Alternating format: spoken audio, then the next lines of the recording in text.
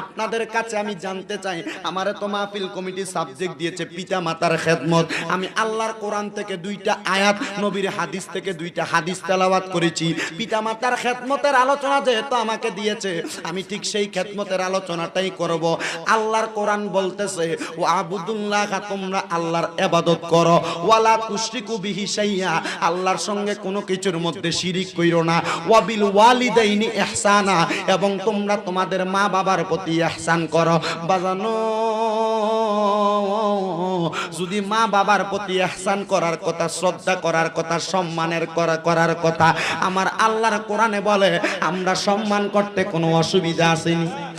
আমার আল্লাহ একটা ডাক দিয়া কয়, বান্দারে যখন তুমি তোমার মার কদমে বাবার কদমে পড়ে দাও, আম্মা আব্বার খেদমতের মধ্যে তোমার জীবন কাটিয়ে দাও, আমি আল্লাহ আসমানের মধ্যে লামকানের খোদা, লামকান